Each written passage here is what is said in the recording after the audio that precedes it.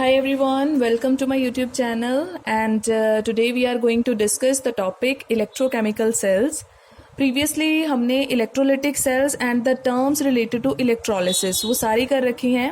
So now we are going to discuss what are electrochemical cells and what is basically its functioning. So here I am writing what is electrochemical cell. You can define it. It is the device that converts chemical energy to electrical energy, right?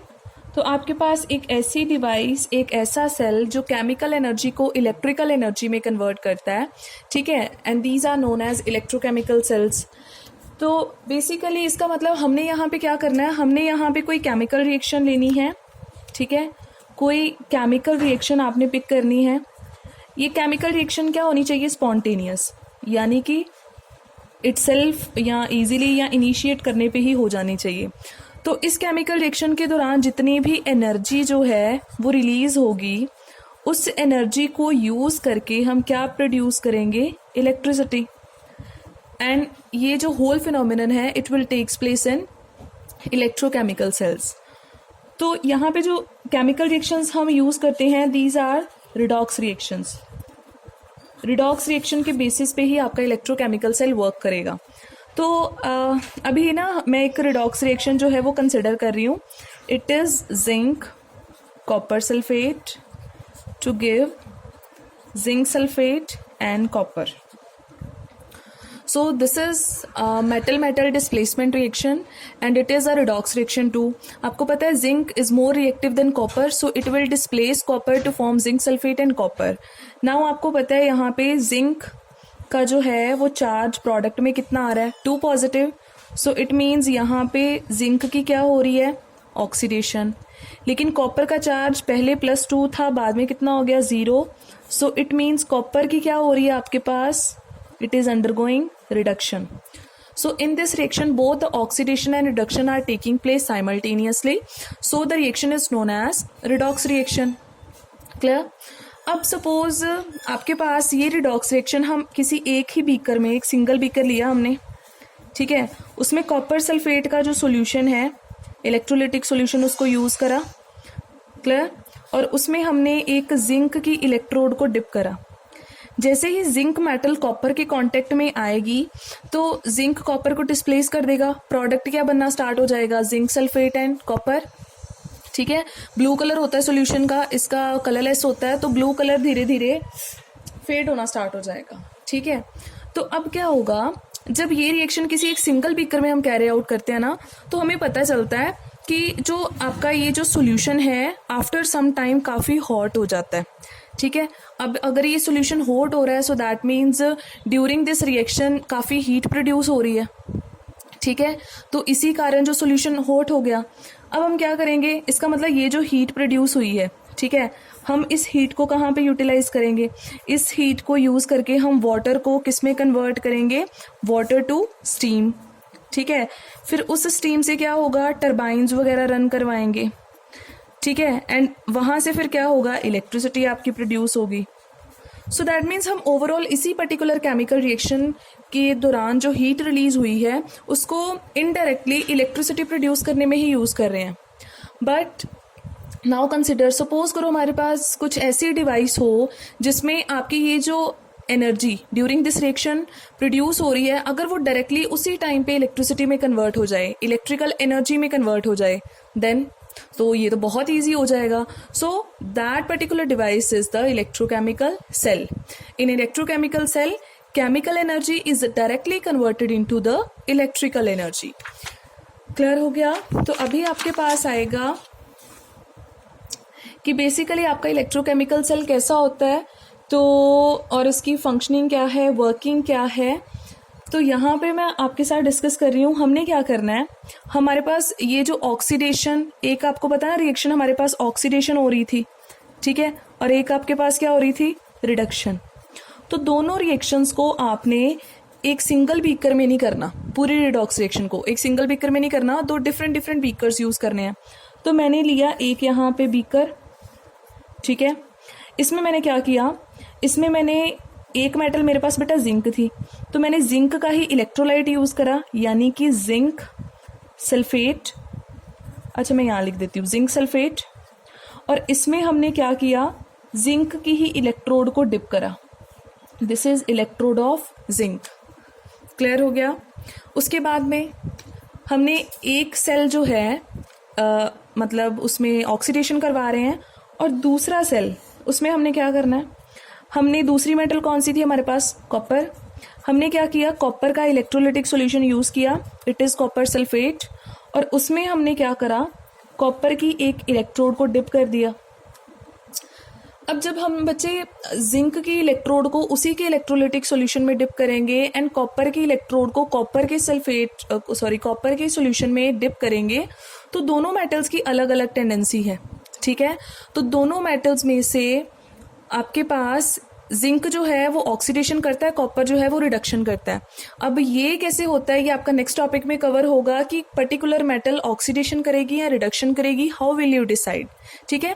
अभी के लिए आपको पता है जो redox reaction है उसमें आपको पता है यहाँ पे क्या होगी, ऑक्सीडेशन इस वाले सेल में, और इस वाले सेल में क्या होगी आपके पास, रिडक्शन।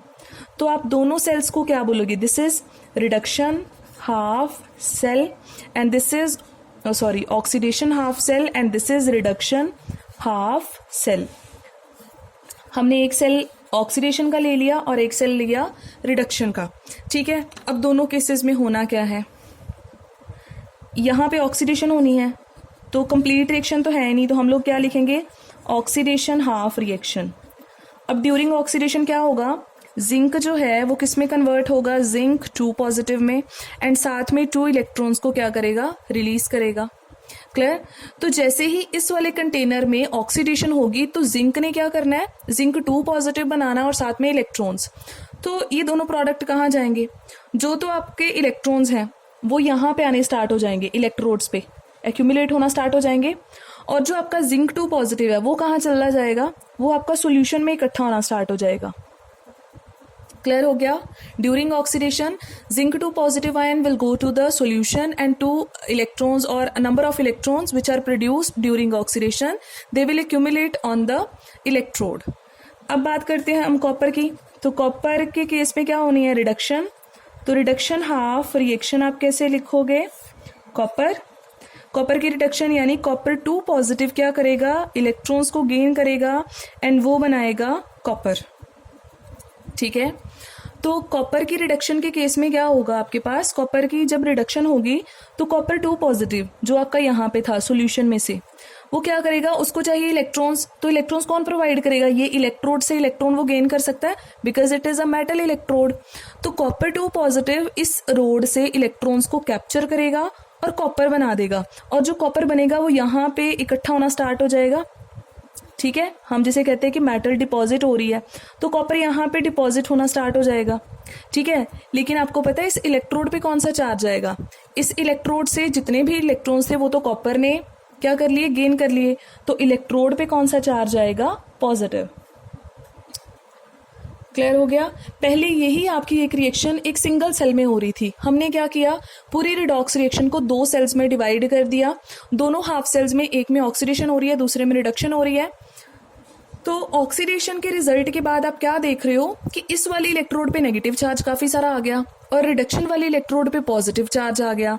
अब हम क्या करेंगे, अच्छा जिस इलेक्ट्रोड पे ऑक्सीडेशन होती है उसको आप क्या बोलते हो, it is known as anode, और रिडक्शन जिसमें होती है उसको बोलते हो कैथोड, ठीक है। इलेक्ट्रोलिटिक सेल्स में बिल्कुल डिफरेंट था, तो ये याद रखना है, यहाँ पे डिफरेंस आएगा। अब आप क्या करोगे, आपके पास 2 प्लेट्स हैं, 2 इलेक्ट्रोड्स हैं, both are charged, one is negatively charged another one is positively charged. आप क्या करोगे, दोनों इलेक्ट्रोड्स को कनेक्ट कर दोगे किसी वायर के साथ, और यहाँ पे आप गैल्वेनोमीटर या कुछ भी एमीटर या ऐसी कोई डिवाइस यूज कर लो, ठीक है। तो जब आप बेटा ऐसे करोगे, दोनों को कनेक्ट कर दोगे, तब क्या होगा, आपको पता है पॉजिटिव नेगेटिव इलेक्ट्रोड्स को जब आपने कनेक्ट किया वायर के थ्रू, तो यहाँ पर ये जो इलेक्ट्रॉन्स हैं ये मूव करके किधर जाना स्टार्ट हो जाएंगे, ये चले जाएंगे आपके पॉजिटिव इलेक्ट्रोड की तरफ, तो ये तो करंट फ्लो होना स्टार्ट हो गया।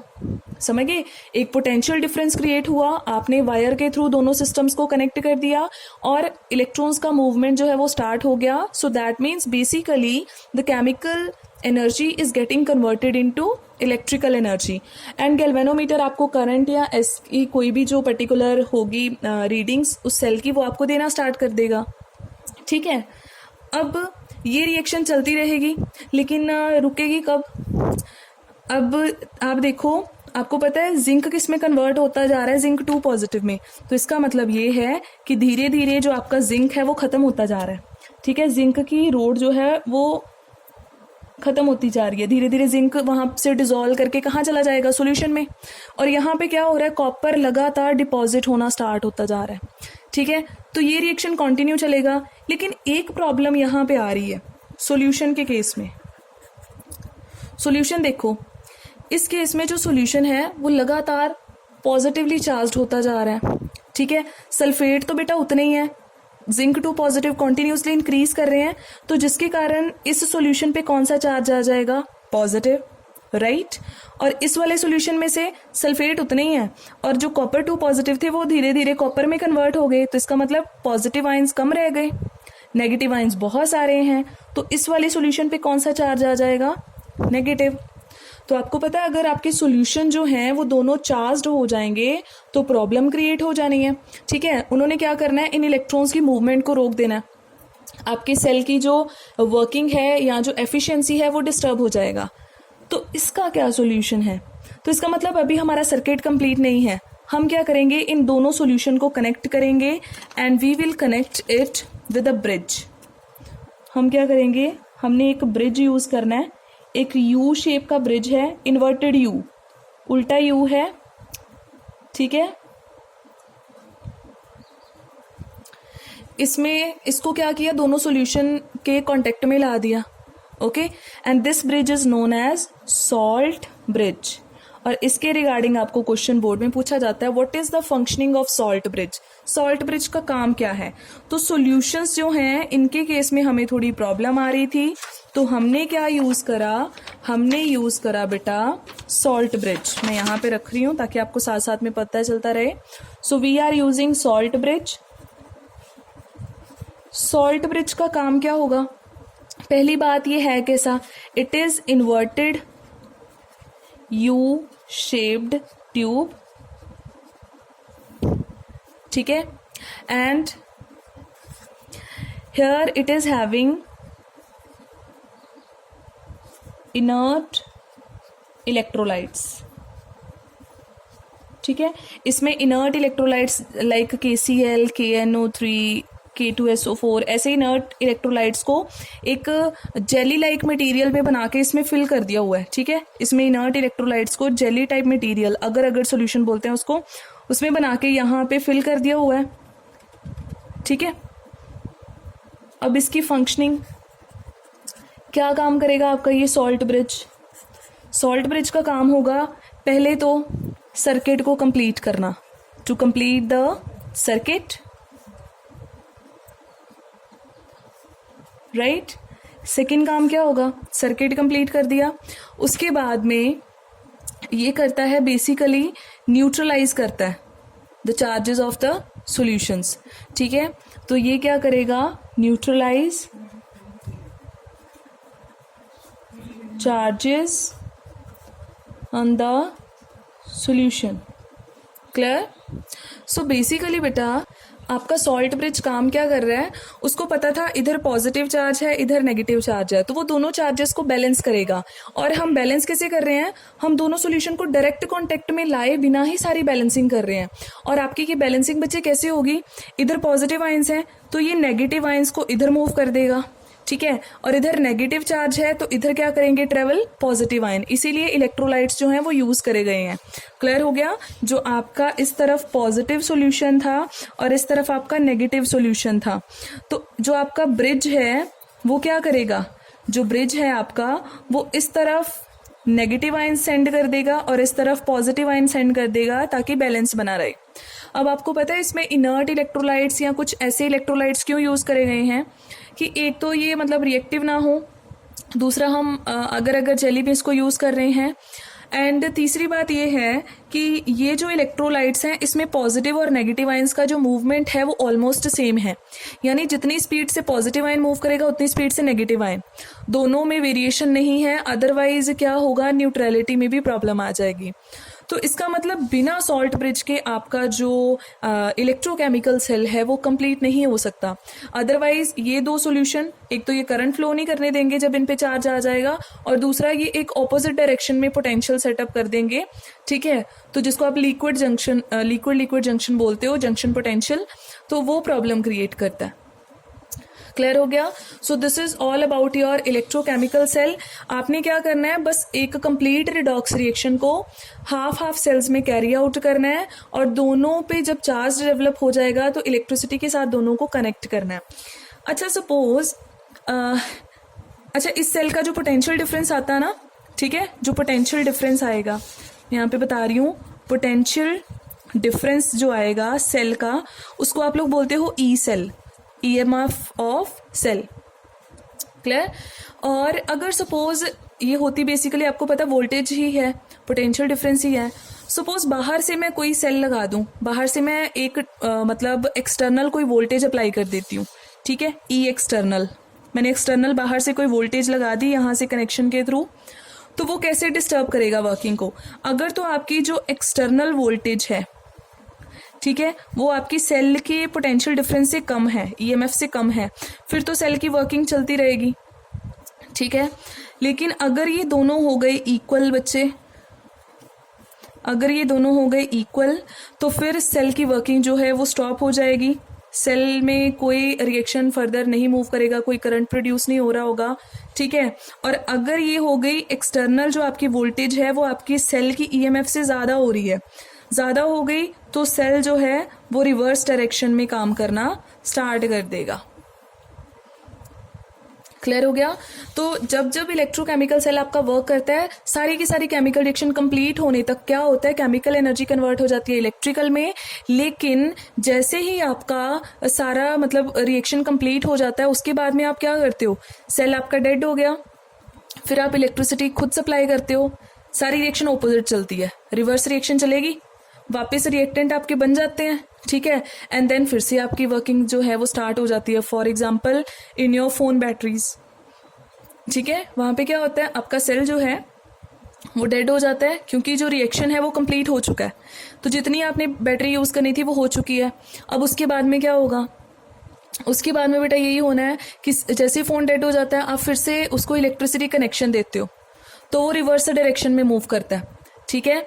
और मतलब एक तरह आप कह सकते हो कि वो इलेक्ट्रोलिटिक सेल बन जाता है, इलेक्ट्रिसिटी की हेल्प से केमिकल रिएक्शन हो रही होती है। फिर जैसे ही रिएक्टेंट वापस से बन जाते हैं आप, और कहते हैं कि चार्जिंग 100% हो गई, उसको हटा देते हैं, और फिर रिएक्शन नॉर्मल डायरेक्शन में चलती है और आपका फोन वर्क करता रहता है। तो इसी तरह सेल्स, बैटरीज जो हैं वो वर्क करती हैं, लेकिन बार बार रेपिटेशन करने पे उनकी जो एफिशिएंसी है उसमें फ़र्क पड़ जाता है। So this is all about the lecture, और अगर कोई प्रॉब्लम आएगी then definitely you people can ask. Thank you, bye bye.